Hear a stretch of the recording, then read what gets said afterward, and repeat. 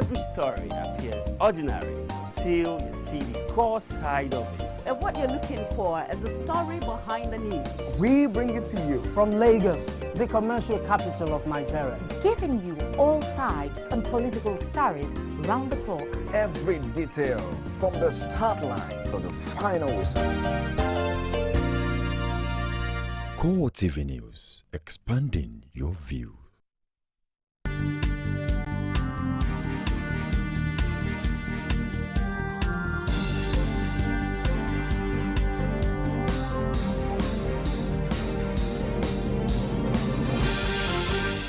Hello, good evening. Thank you for joining us on Core TV Primetime News. I am Frank Omalapeh in our major story. The House of Representatives passes the long-awaited petroleum industry bill into law.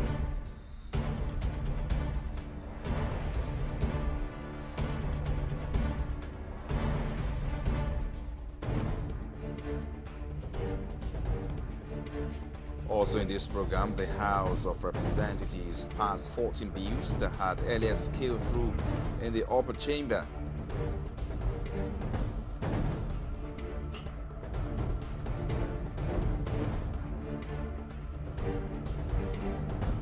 And President Muhammadu Buhari and his Chadian counterpart, President Idris Deby, set to step up military offensive against Boko Haram through greater cooperation. And outside Nigeria, an explosion at a petrol station in Accra, Ghana's capital earlier today, leaving over 90 people dead. Thank you for joining us tonight. The House of Representatives has passed the long-awaited petroleum industry bill into law on the last day of the Parliament section. The federal lawmakers also approved President Muhammadu Buhari's request for 15 special advisors and adopted 12 reports. Our correspondent, Pius Hammer, has more.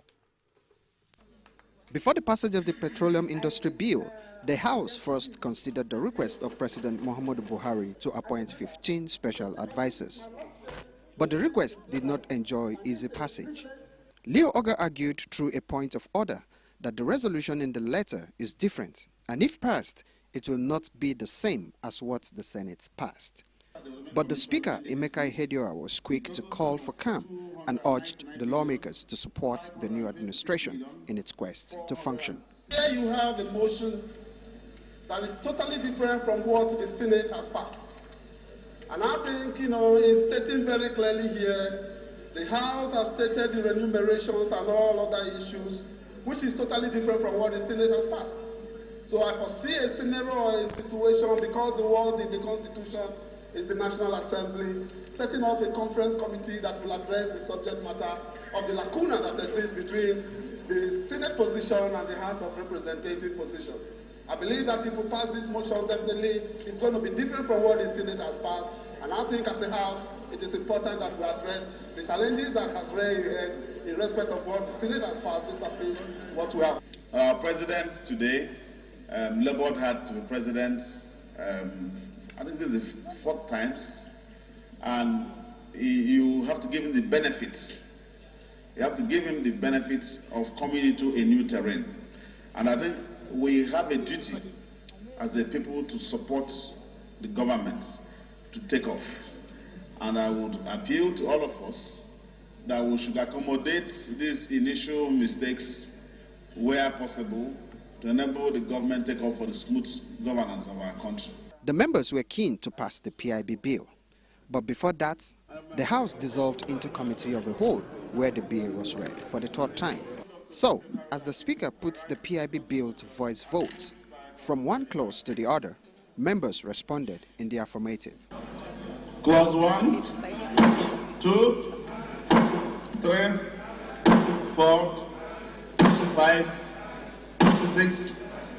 Honorable colleagues, those in favor of this motion that the House do accept the report of the Committee of the Whole say aye. Those against say nay. The ayes have it. The PIB is to be passed to the Senate of the 8th Assembly for concurrence. The 7th Senate has been dissolved after senators held a valedictory session earlier in the day. June 6, 2011, the 7th Assembly was inaugurated right here at this complex, and today marks the end of their tenure.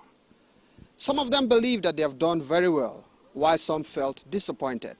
But it's left to Nigerians to judge if the 7th Assembly has actually met their yearnings.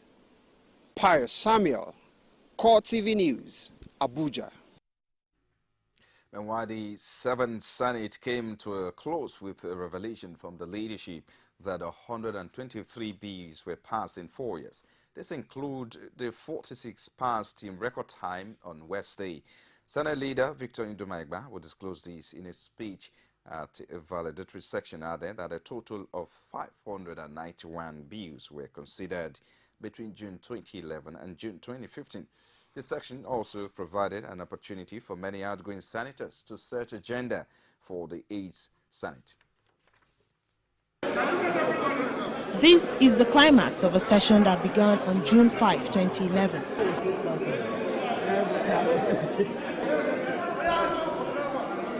It's exactly 4 years since the proclamation of the 7th Senate, so it's time for stock taking.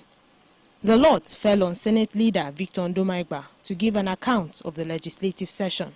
A total of 591 bills were introduced, out of which 123 have been passed and others are at various stages of legislative processing and consideration.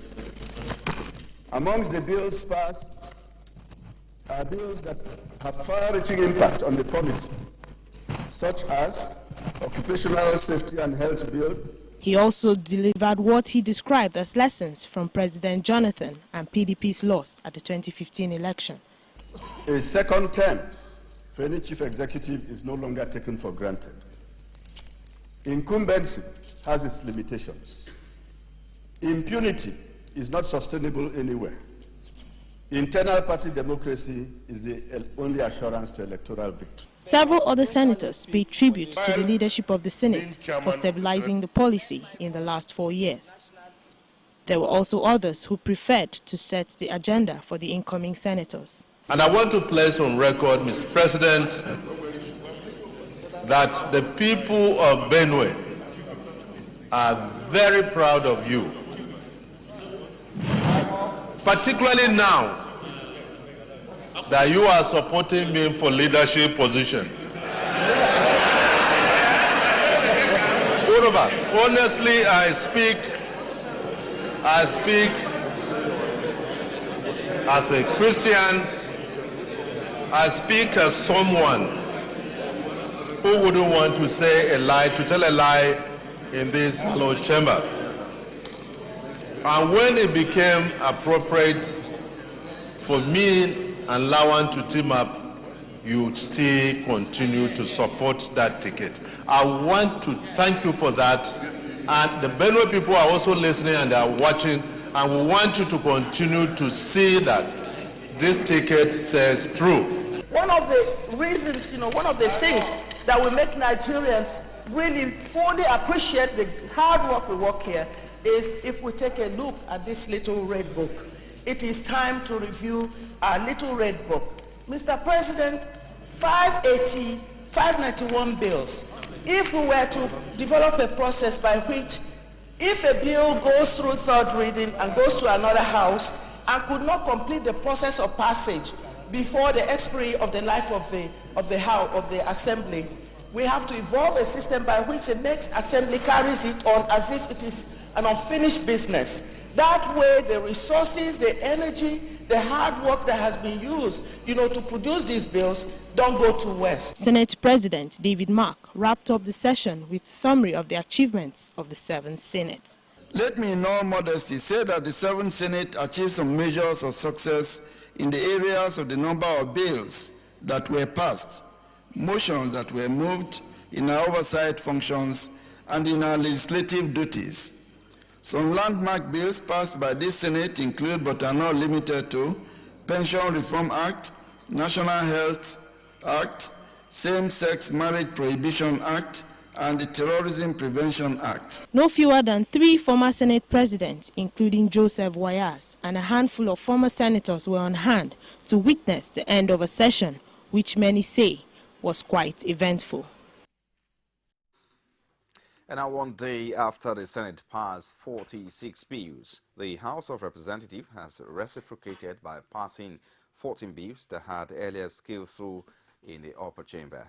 This was after Chairman House Committee on Rules and Business, Sam Sokwa, moved for the suspension of their standing orders of the House, which enabled the passage of 14 bills.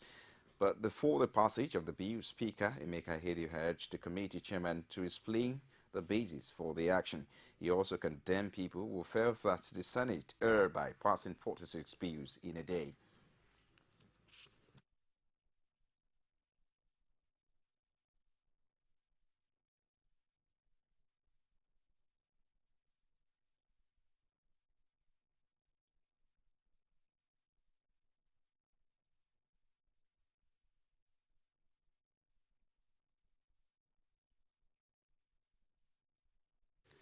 And now President Muhammadu Buhari has written to the House of Representatives requesting the approval for the appointment of 15 special advisors to assist him carried out his constitutional duty. The letter was read at Thursday plenary by the Speaker of the House of Representatives, Emeka Ihedioha. It comes one day after the Senate approved a similar request from the President. And now, Kaduna State Governor Nasir El-Rufai has assured the judges and judicial officials and a state of adequate support. This, according to him, is because his administration sees the judiciary as a member of a team that would deliver positive change. He gave this assurance while paying a courtesy call on the Chief Judge. Finally, sir, we believe the judiciary, perhaps the most independent, the most important arm of government, because unless you settle disputes and to put criminals where they belong, no one will be able to. So we have great respect for the judiciary, and I want to you, just as our leader and President General Buhari assured in the briefing about the extent of prison congestion. We had the unfortunate fire in Zaria prisons last week, which has further exacerbated and put pressure on the prison in Kaduna. I'm happy to note that you've already begun work on prisons decongestion. And I want to pledge the support of our Ministry of Justice and indeed my humble self in working together to ensure that our people are not unduly detained on minor offenses that can be sorted out quickly. So I look forward to giving you all the cooperation to ensure that we reduce the number of awaiting trial inmates in our prisons in Kaduna State. President Muhammadu Buhari and his Chadian counterpart, President Idris Deby, have agreed to step up military offensive against Boko Haram through greater cooperation. This was contained in a communique issued at the end of Buhari's one-day official visit to Chad, made available to journalists by his spokesman, Garba Shehu. Both leaders agreed on the need to make the multinational Joint Task Force fully operational to effectively combat terrorism in northeast Nigeria and everywhere the insurgents operate. Buhari and Deby also want the international community to provide the Lake Chad Basin Commission and neighboring countries with all necessary support to combat terrorism and insurgency. In addition, the leaders agreed on the need to introduce emergency development initiatives in area where the insurgents group operate. President Muhammadu Buhari also held a closed-door meeting with Major General Chiku Buratai. And now Nigeria's Vice President, Professor Yemi Osinbajo, yesterday visited the victims of the fuel tanker accident and sympathized with the government and people of Anambra State over the tragic incident. The Vice President made the visit on behalf of President Muhammadu Buhari to Toronto Hospital in Onitsha, where he was received alongside Governor Obiano by the Chief Medical Director, Emeka Eze. who took time to explain how the emergency situation was handled. Oshibaji commended the timely intervention of the state government and various hospitals, especially the Toronto Hospital. The President's Excellency was very disturbed by it, very concerned. He felt that it was not sufficient to issue a statement of condolence, and he felt that I should come. I've been taken around. I have seen the very heroic efforts, especially of the hospital and the doctors who took this upon themselves very quickly and very ably, and of course the state's emergency operations were also very quick to respond. We have banned trailers and fuel-carrying vehicles to ply only at night. That we believe will minimize any challenges we are going to have. You're also watching Court TV Primetime News live from our Lagos studio. We'll take a break now. We'll be back with more stories after this time out. Join us again. Women share the most amazing thoughts on national issues and do it passionately. For most men that are educated, that are exposed, will see nothing to it. The population and the level of poverty made me cry. No infrastructural development whatsoever. And you tell me Lagos is working? That was an accident, and it was a one-off thing. Other than that, there has never been any situation in Nigeria where a Nigerian attacked anybody just because of where they came from. Sharing the adorable word of women in politics every week, only on Core TV News. You'll be watching Court TV Primetime News. If you just join us, a quick reminder of our top stories. The House of Representatives passes the long-awaited petroleum industry bill into law.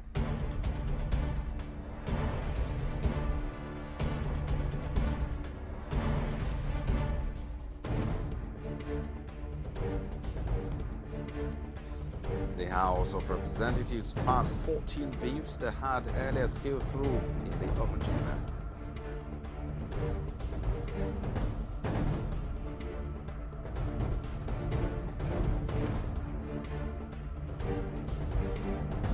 President Muhammadu Buhari and his Chadian counterpart, President Idris Deby, set to step up military offensive against Boko Haram through greater cooperation. All our top stories can be found on our social media platforms like our Facebook page. It's facebook.com/CoreTV News. You can also follow at CoreTV News. And for live streaming, log on to youtube.com/CoreTV. Leave your space, the news.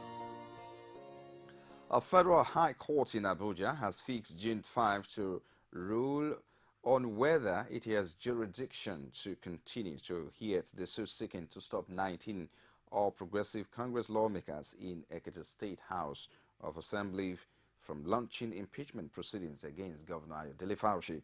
When the matter came up for hearing, the plaintiff counsel, Ahmed Raji, sought the leave of the court to transfer the case to the state. But defense counsel Tavez Vembe objected, arguing that the court lacks jurisdiction to entertain the suit in the first place. The presiding judge, Justice Eva Chukwu, adjourned till June 5 to deliver ruling on the matter of jurisdiction. But plaintiff counsel Ahmed Raji is convinced that once the present Ekiti House of Assembly winds down, the matter will become an academic.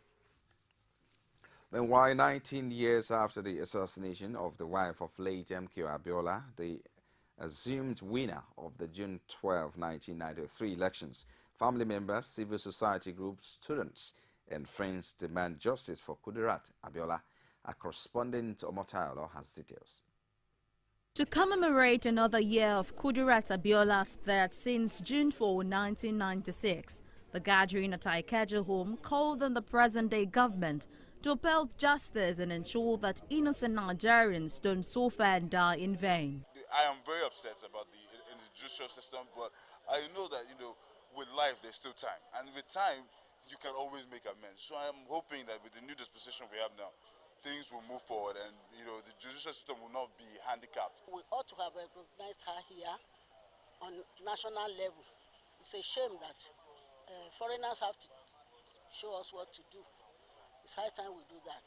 And the husband too should be recognized. What lies here is not just a matter or a sacrifice, but a symbol that should be remembered always and should be emulated. The civil organization also urged government not to rest until the Chibok girls are rescued, as the nation marks over 400 days of their capture. According to the president of Women Arise, Joe Oke-Odumake, government should intensify its fight against insurgents and also bring the culprits involved in Kudirat Abiola's murder to book. The inability to bring those who perpetrated these heinous out to book will embolden the perpetrators. 19 years after, the labor of our heroine past must and shall never be in vain. For the leader of the Oduduwa People's Congress, Gani Adams, the new administration should see to the many challenges in Nigeria, as the people have high hopes in the government. The issue of security is very, very important. It's highly imperative.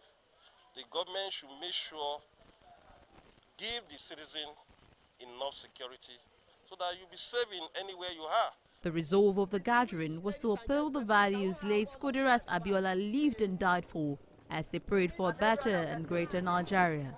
Omotayo, Core TV News, Lagos.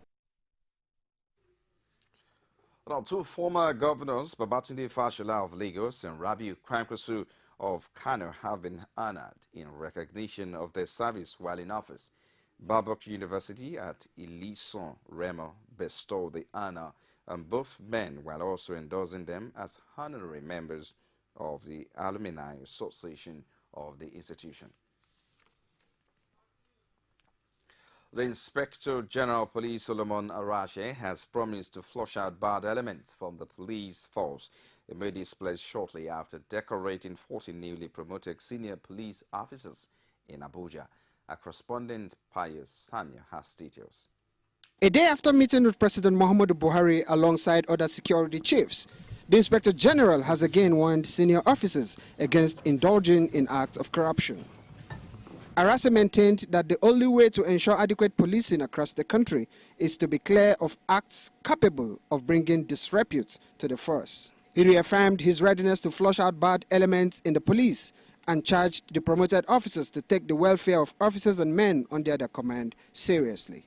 There is a new paradigm shift in policing in this country, and I'm sure you'll be following the policy thrust of this administration: zero tolerance for corruption, intelligence-led policing, and restorative justice. So we expect that wherever you are posted to eventually, you will be able to help us operationalize this policy thrust of this administration. Responding on behalf of the decorated officers, Helsinda Musa thanked the IG for counting them worthy of honor. They also promised to work in line with the objectives of the police management team. On behalf of the promotees, I want to sincerely and say thank you and learning for finding us worthy to be promoted. Yeah. This munificent gesture that has obtained in this generation is heartwarming, it's motivational, it's inspiring, it's encouraging, and of course, inspiring. The Inspector General of Police also commissioned a new press center at the force headquarters. Pius Samuel, Core TV News, Abuja. The strike embarked upon by workers at the Federal Neuropsychiatric Hospital in Yaba has continued with patients bearing the brunt. Our correspondent, Eboloma Dekule, visited the hospital and filed in this report. A shadow of itself is the expression that best describes the situation of things at the Federal Neuropsychiatric Hospital, Yaba, as the usual hustle and bustle that characterize day-to-day activities at the hospital were absent. While the unions, National Association of Nurses and Midwives of Nigeria and Nigeria Union of Allied Health Professionals have embarked on a nationwide strike, the Yaba chapter seemed to have more grievances with the hospital's management aside that listed by the national body. What led to this indefinite strike can be dated back to 2011. 2011, people were promoted. their promotion arrears were paid. But those that were skipped from 9 to 11, their arrears were not paid. There were a series of letters, but the management said, the ministers had said, the civil service rule said they should not skip. And there was no documentation to that effect. There were a series of meetings here and there until Joesu National went to the court and won the case, that the court ruled that they should skip, that is on the civil service rule for civil servant to skip from 9 to 11. Then after that, our salary payments, that's the payment of our salary, became epileptic. Before now, we used to collect our salary between 22nd of every month and 26th of every month. But now, we don't receive our salary until maybe middle of the next month. Now, let me give you a picture of what it is like. Light in the hospital is rationed. You know, I don't know what has been happening, but at night there is no light to care for psychiatric patients in a psychiatric hospital. Do you understand me? And then the worst they can tell you is, can you get a torchlight? So I ask you, when a psychiatric patient is in emergency state, how do you attend to that person with a torchlight? That's the scenario, really. You know, you come, patients are now paying more to get drugs, where you expect that these things should be subsidized. Dr. Ari Lawal, which is our medical director, is supposed to leave, his tenure is supposed to lapse this year, and the whole staff does not want his tenure to be elongated beyond this year. So it's against the Constitution. The Constitution has stipulated that if you're 60, you cannot, that is, you retire from service, you understand, which even down the ladder, everybody at the end of affair, the head of service, when you're 60, you have to go. And just like the African adage that says, given a hoe, a person would harvest to his side, the medical director, Abolore Lawal, exonerated himself of all the allegations leveled against him. When I explained to them, they said, I claim that I'm not owing them money, that I say it's Abuja that is owing them. That's one of my offenses. But I really don't see the difference between me telling them that, well, this money is not in the hospital. The money is in Abuja. It's Abuja that will pay you. But they claim that I was kind of denying that we are not owing them, which is not true. The other part of it is that government started putting the hospitals on IPs. You know IPs? IPs is this, it's this integrated payment system that, first of all, they come to do biometrics of all the staff in the hospital, and they computerize all of us, and then our salaries start coming from Abuja. The same number of hours that we have electricity since the 1980s is the same number of hours we have electricity. Okay? What happens is that we need to improve, okay? And we have made efforts to improve on what we are doing by trying to get inverters into the wards. We tried, we put inverters in wards, in some of our wards. No sooner you put inverters, in a couple of months, it's gone bad. If you know that you are going to be 60 years before the end of your appointment, I want to remain as medical director of that hospital after the age of 60.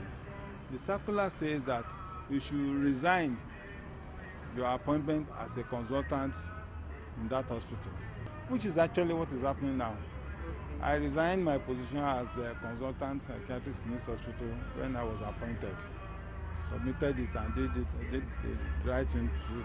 So when I was 60 in January, I'm free to continue until I end my tenure. It's a tenured appointment, which ends in August.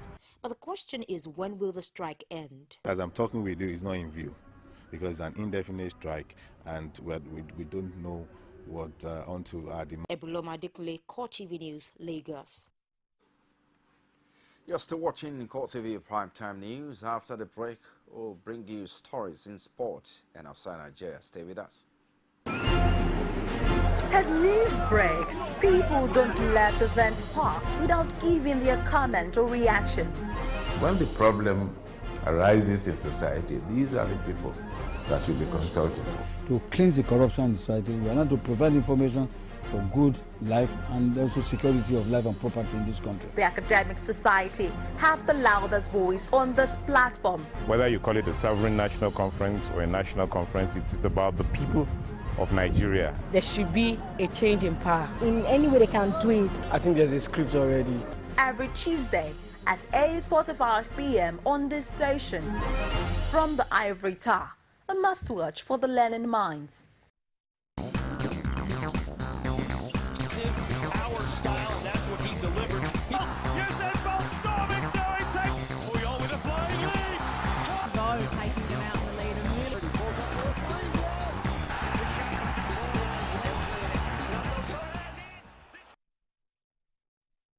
In sports tonight, 7 foreign-based professionals have joined the national team camp ahead of next week's Africa Cup of Nations qualifier against Lesotho. The Super Eagles camp in Abuja is gradually bubbling to life as invited foreign-based professionals trickled in first to arrive. The base of the national team was England-based forward Odion Igalo. Also in camp are Ogeni Onazi, John Ogu, Babatunde Michael, Stephen Uko, Anderson Esiti, and William Chus Ekong.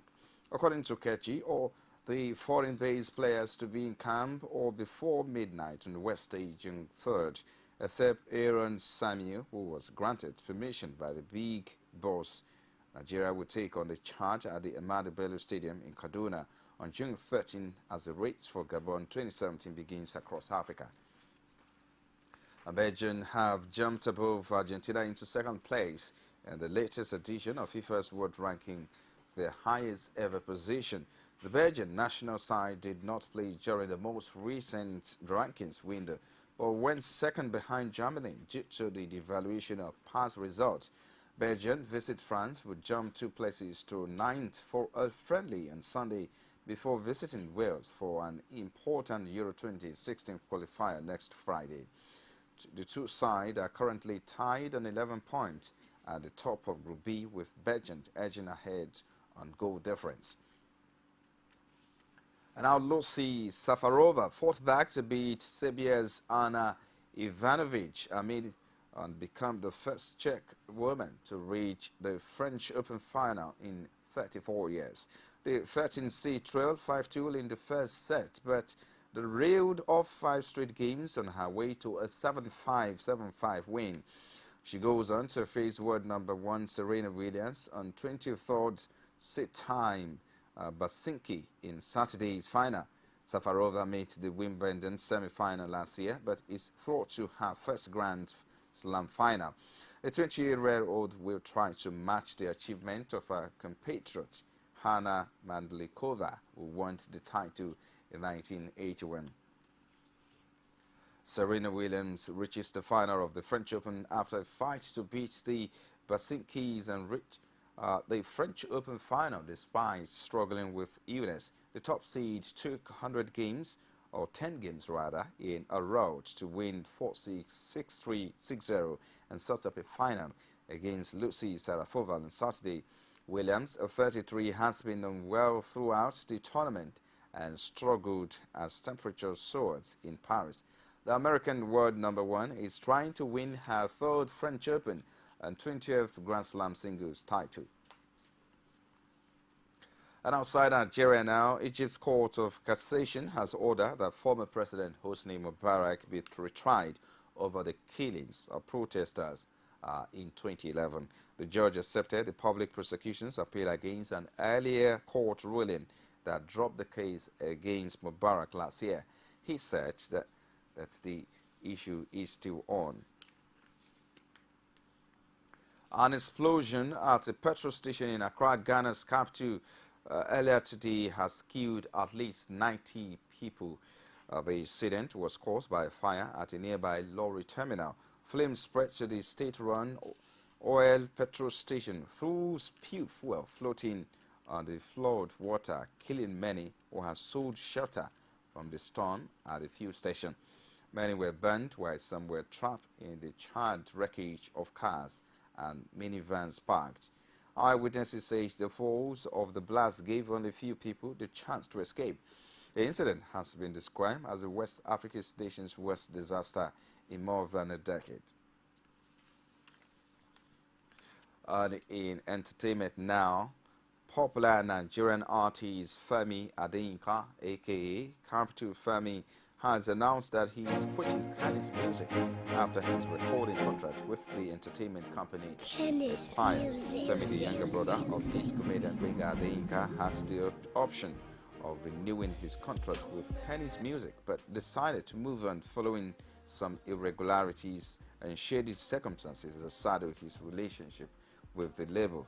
As part of his new moves, Femi is putting finishing touches to a new single scheduled for release this month. However, despite this, Femi said he is grateful to the label for the huge support given to his career. And now Sam Smith has announced he can't speak again after he underwent a vocal surgery because a minor hemorrhage was found on his vocal cord. He was forced to cancel his Australian tour due to the health problem. The 23-year-old underwent vocal cord microsurgery by Dr. Stephen Zettel to stop recurrent vocal cord bleeding. This condition is the result of unstable blood vessels in the vocal cord that can't rupture and prevent vocal performance. Following the operation, Smith was banned from speaking for 3 weeks and was not allowed to sing for 3 to 5 more weeks. He recently announced 5 rescheduled dates for his Australian tour via Facebook. And Walt Disney planning a remake of their 1992 comedy hit Sister Act. The original movie starred Whoopi Goldberg as Dolores, a Reno lounge singer who disguised himself as a nun after her movie star Bill committed a murder. It spawned both a 1993 sequel, Sister Act 2, Back in the Habit, and a Tony Award-winning musical that premiered in 2006. So it is still unclear if Goldberg will return for the third movie. The 1992 film from Disney's Touchstone Pictures also starred Maggie Smith, which earned $232 million worldwide and grossed close to $140 million domestically. You have been watching Court TV Primetime News, but just before we go tonight, here is a recap of our major headline.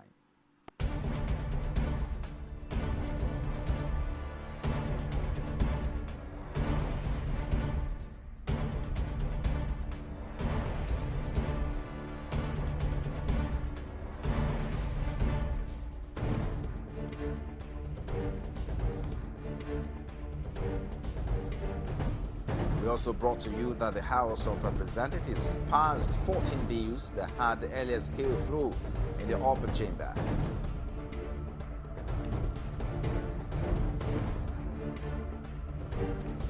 President Muhammadu Buhari and his Chadian counterpart, President Idris Deby, set to step up military offensive against Boko Haram through greater cooperation.